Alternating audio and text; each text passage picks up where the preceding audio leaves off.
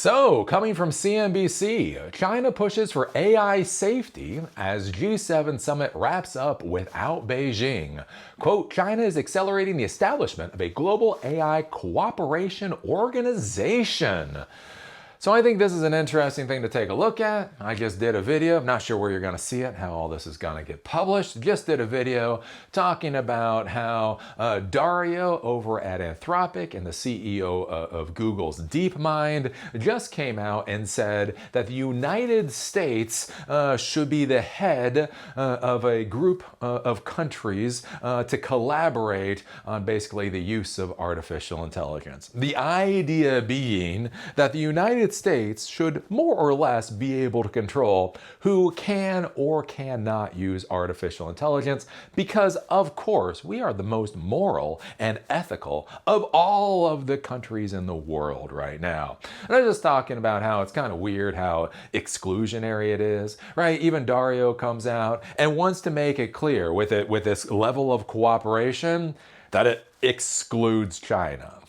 Like, it must exclude China, whatever you do. I do believe Sam Altman came out and basically said with this whole idea, the concept will be democratic countries, so to exclude everybody else. So it's not simply a set of principles. Let's come up with a set of standards and principles for the responsible creation of artificial intelligence, because even if you use AI for nefarious purposes, because you think you're gonna win at the end of the day, AI will bite you in the butt. You know, there could be an argument like that, basically saying, look, AI can be like bioweapons. You deploy a bioweapon and you win the first day you deploy it. A lot of the other soldiers, the soldiers on the other side die, you know, until the wind changes direction, and then all your soldiers die. That's why we try not to use bioweapons. And so there is an argument out there to say, hey, let's come together in cooperation because, you know, you might be thinking about using this for nefarious purposes, but as soon as you use it for nefarious purposes, everything goes to hell. But that's not what the United States is pushing for. No, no, no. Remember, right? Manifest destiny. We should control the world because I don't know. I've been informed that's what's supposed to happen. And so what's interesting here is basically China being excluded from this AI cooperation agreement that the United States is trying to get up and running. Not only that, but also non-democratic countries may be excluded from it. I'm sure there's a lot of other people that are going to be excluded from it. And so the interesting thing here with China is China's like, hey, why don't we work together? Hey, why don't we use this thing called artificial intelligence to make everybody's life better? Anybody who can afford artificial intelligence, they should get artificial intelligence, and China is going to support their path, you know, going down the path to deploy artificial intelligence into their societies.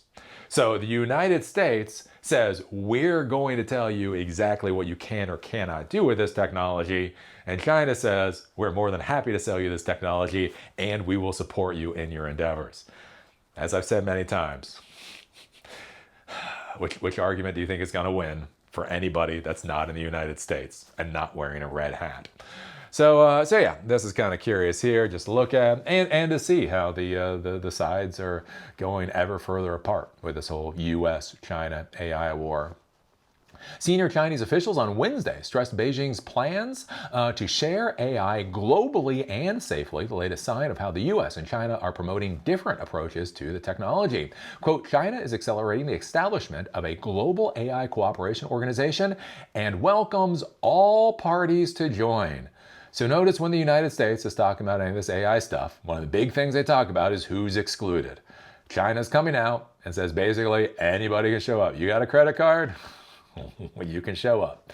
Wang was speaking at the release of China's global governance white paper, which criticized trade wars and emphasized support for the global south. Wang's comments came as the U.S. ramps up efforts to restrict foreign access to leading U.S. developed AI models. During a summit in France this week, the wealthy group of 7 countries, U.S., U.K., France, Germany, Canada, Italy, and Japan, discussed a plan to give trusted partners access to the U.S. AI models. And so this is the big thing coming out of the G7 meeting. Basically, who can we trust to allow, be allowed to use our amazing technology? where China is basically saying everybody should use our technology.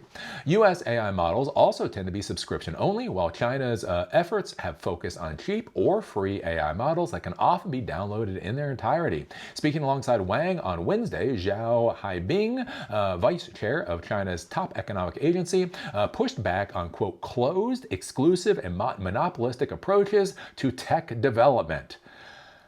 Yep. Instead, Zhao emphasized China's efforts to deepen international AI cooperation through BRICS and the Shanghai Cooperation Organization. Zhao also pointed to China's, quote, AI capacity building for all initiative, support for the United Nations in leading global AI governance, and efforts to help developing countries with tech and talent.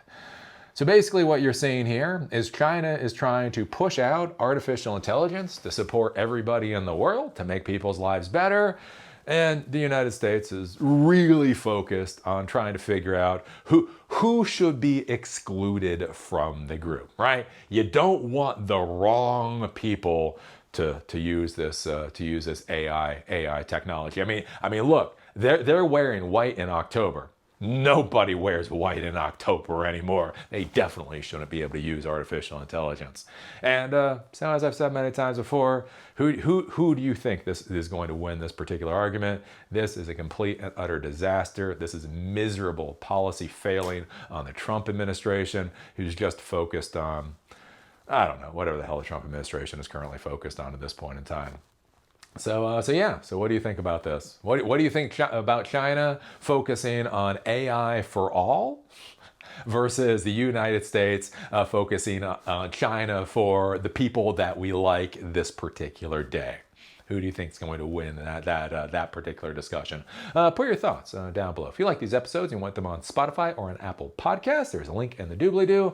Also, if you want to follow me on LinkedIn, there's a link down there too. With that, see y'all later.